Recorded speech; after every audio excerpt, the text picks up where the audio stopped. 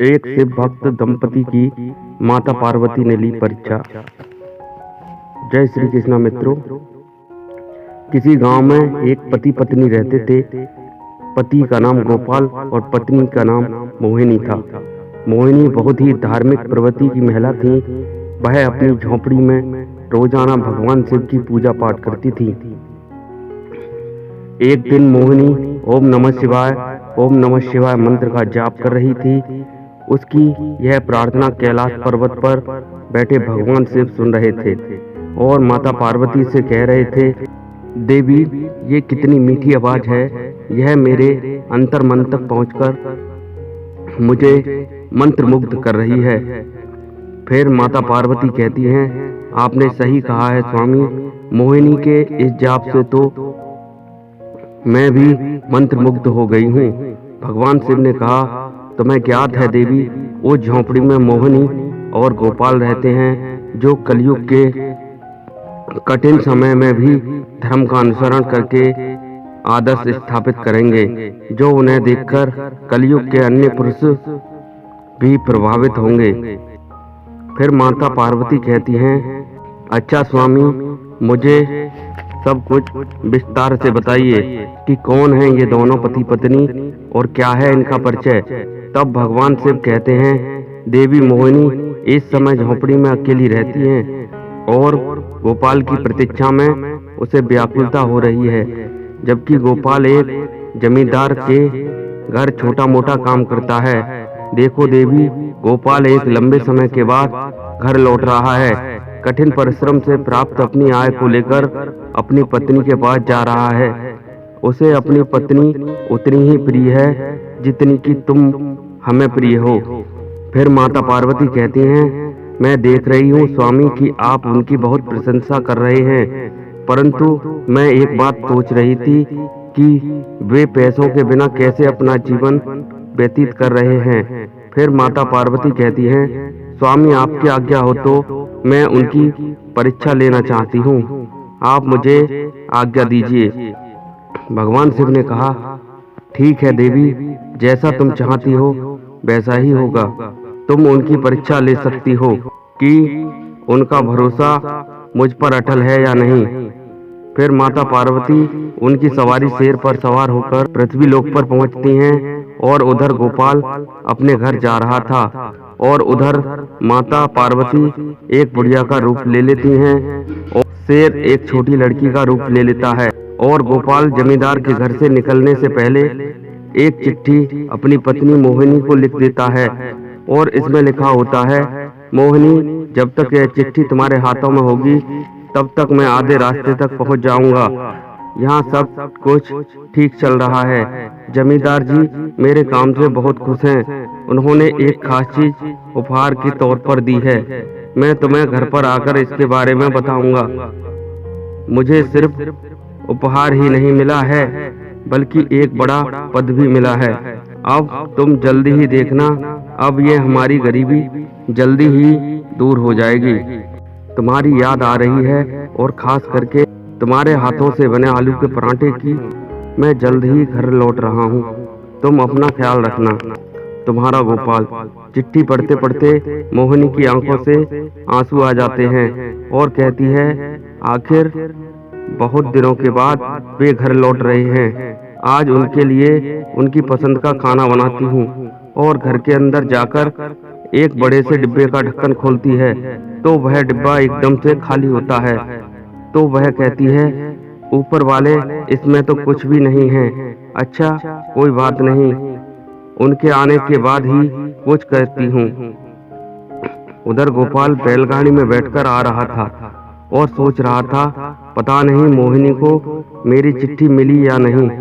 बहुत दिन बाद घर लौट रहा हूँ, बहुत अच्छा लग रहा है। जमींदार जी ने मुझे सोने का सिक्का दिया है, उसे देखकर मोहिनी क्या कहेगी, क्या पता आज से हमारी गरीबी खत्म हो जाएगी। फिर गोपाल बैलगाड़ी वाले को कहता है, अरे भाई जल्दी कीजिए, मुझे घर जल्द से जल्द पहुंचना है। फिर बैलगाड़ी वाले ने कहा, हाँ भैया, चल ही तो रहा हूँ। जैसे ही गोपाल की बैलगाड़ी गांव के नजदीक पहुंचने वाली होती है, तो रास्ते में माता पार्वती उनकी सवारी शेर जो भेष बदले हुए थे उनको मिल जाते हैं। फिर माता पार्वती गोपाल और उस बैलगाड़ी वाले को आता देखकर उस लड़की को मारने लगती हैं और कहती हैं, मर क्यों नहीं जाती कलमुही कहीं की। यह सुनकर गोपाल बैलगाड़ी को रुकवाता है और उनके पास जाता है और कहता है, अरे क्या हुआ माँ जी, आप इस बच्ची को क्यों डांट रही हो। तो वह बुढ़िया कहती है, देखो बेटा, इसके पिताजी सवेरे से काम के लिए बाहर गए हैं, पैसे लेकर घर आएंगे तभी तो खाना मिलेगा। यह इस बात को समझती ही नहीं है, मर क्यों नहीं जाती कलमुही कहीं की। फिर गोपाल कहता है, अरे नहीं नहीं, आप इसे डांटिए मत। फिर बुढ़िया कहती है, यह समझती ही नहीं है। ऊपर से घर का मालिक कहता है, किराया दो नहीं तो यहाँ से चले जाओ। मैं क्या करूं बेटा बताओ, इस लड़की को लेकर तो मुझे भीख मांगना पड़ेगा। फिर गोपाल मन में सोचता है, यह तो बहुत ही तकलीफ में है, मेरे पास तो जमींदार जी का दिया हुआ सोने का सिक्का है और कुछ नहीं। अब मैं क्या करूं, वो सोने का सिक्का मैं इन्हें ही दे देता हूं। फिर गोपाल कहता है, माँ जी आपका नाम क्या है। फिर वह बुढ़िया कहती है, मेरा नाम गौरी है। गोपाल फिर से पूछता है, आपके पति कौन हैं और वे कहाँ काम करते हैं। फिर वह बुढ़िया कहती है, मेरे पति का नाम भोला है और वे काम करने के लिए बहुत दूर गए हुए हैं। फिर गोपाल कहता है, अरे आप भोला भैया की पत्नी हैं, मैं तो आपको ही ढूंढ रहा था। यह लीजिए, यह भोला भैया ने आपके लिए ही भेजा है और वो मेरे साथ ही काम करते हैं। मैं आपको यह सोने का सिक्का देने आ रहा था, अच्छा हुआ जो आप यहीं पर मिल गई। इतना कहकर गोपाल ने वह सोने का सिक्का उस बुढ़िया के हाथ में थमा दिया। फिर वह बुढ़िया कहती है, तुमने तो मुझे बचा लिया और वे ठीक ठाक हैं, वहाँ पर सही सलामत तो हैं। फिर गोपाल कहता है, हाँ भाभी जी बहुत अच्छे हैं, तो अब मैं चलूं। फिर बुढ़िया कहती है, मेरा आशीर्वाद तुम्हारे साथ है। फिर वही बुढ़िया और वो लड़की वहाँ से चली जाती हैं। उनके जाने के बाद गोपाल सोचता है कि मैंने तो मेरा सारा धन इन्हें दे दिया, अब मैं मोहिनी को क्या कहूँगा। इस धन से मेरे घर की हालत थोड़ी सुधर जाती। यह आपकी कैसी लीला है भगवान। फिर माता पार्वती कैलाश पर्वत पर पहुंच जाती हैं तो भगवान शिव कहते हैं, देवी तुम्हारे बिना मुझे यह कैलाश पर्वत सूना सूना लगता है। फिर माता पार्वती अपने आसन पर विराजमान हो जाती हैं। फिर भगवान शिव माता पार्वती से पूछते हैं, कहिए देवी, जो कुछ मैंने कहा था क्या वह सत्य साबित हुआ कि नहीं, मैं तुम्हारी प्रतिक्रिया जानना चाहता हूँ। फिर माता पार्वती कहती हैं, स्वामी आपने सही कहा था, गोपाल निर्भीक भी है और बहुत दयालु भी है। देखिए उसे जो पुरस्कार मिला था उसने वह भी मुझे दे दिया, सारे पैसे दान कर दिए, यही तो मेरी प्राप्ति है। उसने एक बार के लिए भी संकोच नहीं किया। वे लोग कितने गरीब हैं, इस सोने के सिक्के से उनकी गरीबी दूर हो सकती थी, फिर भी नहीं सोचा। भगवान शिव कहते हैं, तुम सत्य कहती हो देवी। अभी भी उस दंपति के मन में दुख और व्यथा अवश्य है। माता पार्वती पूछती हैं, स्वामी आप ऐसा क्यों कह रहे हैं, अभी भी उसके मन में दुख है, वो तो परीक्षा में उत्तीर्ण हुआ है, फिर ऐसा क्यों है। भगवान शिव कहते हैं, जानती हो देवी, उन दोनों का मन स्वर्ण का है, को जितना तपाएंगे उनकी मनुष्यता उतनी ही निखर कर सामने आएगी और पवित्र हो जाएंगे ये दोनों दंपति। किंतु इस बार उनकी परीक्षा मैं स्वयं लूंगा।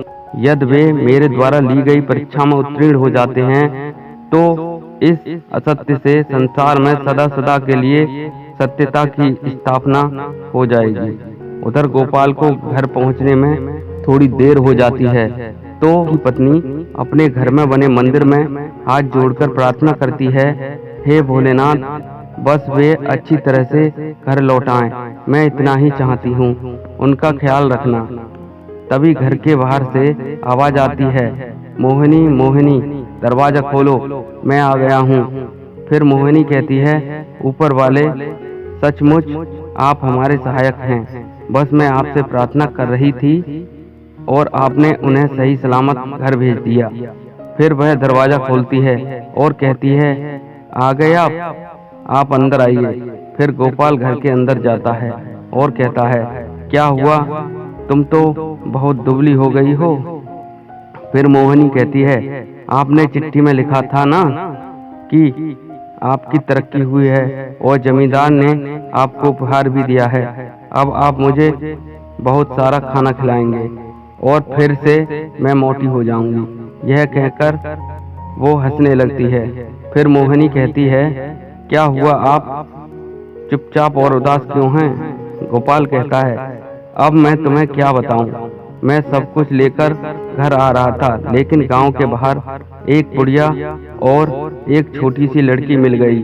उसकी हालत हमारे से कई गुना ज्यादा खराब थी, इसलिए वो उपहार और पैसे मैंने उसको दे दिए। मोहिनी ने कहा, इसमें उदास होने की क्या बात है? गोपाल ने कहा, मैं इतना गरीब हूँ कि मैं तुम्हें 2 वक्त का खाना भी नहीं खिला सकता। मोहिनी कहती है, मैं यहाँ पर बहुत अच्छे से रह रही हूँ और पैसे भी अच्छे खाने पीने से ज्यादा कीमती है आपका मन। आप बहुत दयालु हो। सच कह रही हूँ, मुझे इसके अलावा और कुछ नहीं चाहिए।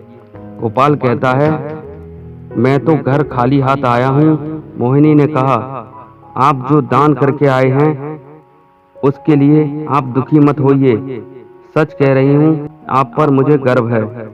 आपने बहुत अच्छा काम किया है। गोपाल कहता है, लेकिन अब मैं क्या करूं, घर का खर्च कैसे चलाऊं? तो उसकी पत्नी ने कहा, आप यह काम कीजिए, सामने वाली जमीन खाली पड़ी है, यहाँ पर खेती कर लीजिए। गोपाल कहता है, तुम ठीक कह रही हो मोहिनी, अब मैं खेती बाड़ी करूँगा। अगर हमारा मन साफ है तो ऊपर वाला हमारी जरूर सुनेगा। मोहिनी कहती है, चलो आज खाने का बंदोबस्त हो जाएगा, मैं पड़ोसन के घर से लेकर आई हूँ, आप बिल्कुल चिंता मत कीजिए। फिर अगले दिन गोपाल सामने वाली जमीन को फावड़े से खोदने लगता है और उस जमीन को खोदकर खेती योग्य बना देता है और उसमें गेहूं की खेती करता है और गेहूं की फसल अच्छे से उग जाती है और बड़ी भी हो जाती है। बस अब फसल कटने ही वाली होती है। यह देखकर गोपाल और उसकी पत्नी बहुत खुश होते हैं और मोहिनी कहती है, आप देखिए अब सब कुछ ठीक हो जाएगा। तभी अचानक एक दिन मूसलाधार बारिश आती है और उसके साथ जोरदार तूफान भी आता है। फिर गोपाल और उसकी पत्नी उठकर अपने घर से बाहर निकलकर अपनी फसल को देखने जाते हैं तो पीछे से उनकी झोंपड़ी भी उड़ जाती है और देखते ही देखते बाढ़ जैसी स्थिति उत्पन्न हो जाती है। उनका पूरा खेत पानी में डूब जाता है और घर भी डूब जाता है। उसके घर में एक मंदिर रखा हुआ था, कलश बहकर बाहर आता है तो उसकी पत्नी उसे उठाकर रोने लगती है। फिर अगली सुबह जब पानी उतर जाता है तब वह अपने खेत में जाकर देखते हैं तो पूरी फसल बर्बाद हो चुकी थी। घर पूरा पानी में डूबकर टूट गया था। फिर गोपाल कहता है, हे भगवान, तुम किस जन्म की परीक्षा ले रहे हो? अब हम क्या करेंगे?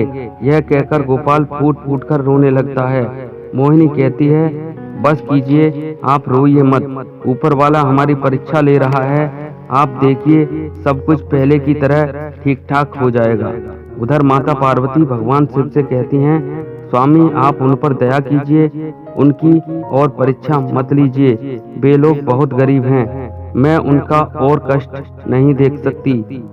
भगवान शिव कहते हैं, स्वयं का धर्म और कर्म यही उनके सपनों को साकार करता है, इसके लिए और कुछ नहीं चाहिए। बात तो समझो देवी, चारों तरफ अंधकार छाया हुआ है, इस अंधकार की भूख से ही सूर्य का उदय होता है। इस दंपति के हाथों से ही सत्य की स्थापना होगी और सत्य ही सदैव विजयी रहता है और असत्य पराजित होते हैं। ये दोनों सत्य के प्रतिनिधि हैं। और उधर गोपाल और उसकी पत्नी एक शिव मंदिर के बाहर बैठ जाते हैं और गोपाल अपने मन में कहता है, हे भोलेनाथ, क्या पाप किया था मैंने जो हमें इतने कष्ट दे रहे हैं?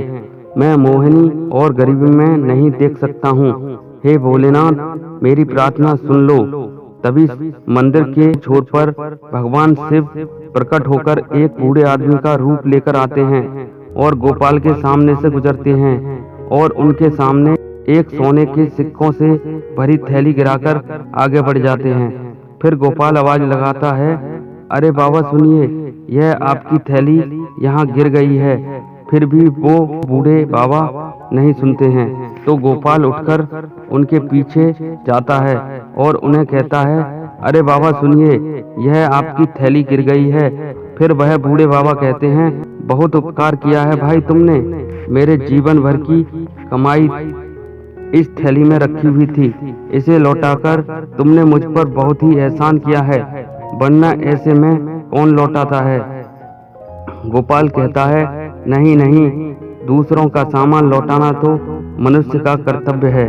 फिर बूढ़े बाबा कहते हैं, तुम बहुत ही सच्चे इंसान हो, वरना इस दुनिया में झूठे लोग ही व्याप्त हैं, उन सबके बीच तुम बहुत बड़ा उदाहरण बनोगे बेटा।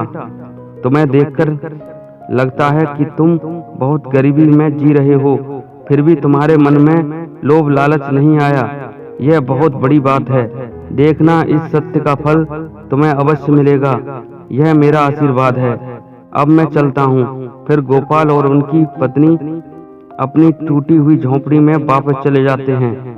रात के समय मोहिनी गोपाल को एक गिलास पानी देती है और कहती है, ये लीजिए, आज भी पानी पीकर ही सोना पड़ेगा, ऐसे तो बुखार आ जाएगा, ऊपर से घर की छत भी नहीं है। फिर गोपाल रोते हुए कहता है, हे भोलेनाथ, मुझे माफ कर दो, मैं और नहीं सह सकता ये गरीबी, अब मेरे अंदर सहन शक्ति नहीं रही प्रभु। तभी उनके घर के बाहर जोरदार प्रकाश प्रकट होता है।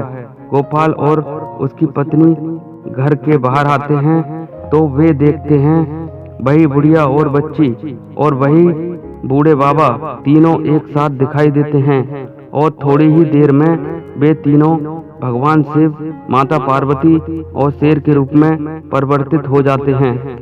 गोपाल कहता है, मोहिनी, कहीं मैं सपना तो नहीं देख रहा हूँ? भगवान शिव और माता पार्वती साक्षात हमारे सामने खड़े हैं। फिर मोहिनी कहती है, यह सपना नहीं, हकीकत है, देखिए भगवान शिव हमारे बुलावे पर आ रहे हैं। फिर दोनों पति पत्नी कहते हैं, भगवान शिव और माता पार्वती की जय हो। इतना कहकर वे दोनों उनके चरणों में गिर पड़े। माता पार्वती कहती हैं, तुम्हारा इतना साफ मन देखकर हम प्रसन्न हो गए हैं। ये जो हमने तुम्हारे पैसे लिए थे, तुम्हारी परीक्षा भी, तुम्हारा मन इतना साफ है कि सृष्टि के सारे लोग तुम्हें हमेशा याद रखेंगे। भगवान शिव कहते हैं, मैं तुम्हें वरदान देता हूँ कि आज के बाद तुम्हें कभी दरिद्रता का सामना नहीं करना पड़ेगा, तुम सदैव सुखी रहोगे और आज के बाद से तुम जीवन में हमेशा उन्नति करते रहोगे। फिर गोपाल कहता है, आपकी कृपा दृष्टि हमेशा हम पर बनी रहे, जिंदगी में जितनी भी मुश्किल आए हम सदैव केवल सही राह पर ही चलें, ऐसा आशीर्वाद हमें दीजिए। भगवान शिव और माता पार्वती ने कहा, तथास्तु, और यह कहकर वे अंतर्ध्यान हो गए। अब गोपाल और उसकी पत्नी दोनों घर वापस आते हैं तो देखते हैं वे दोनों थैलियां उनके घर के अंदर पड़ी हुई थीं।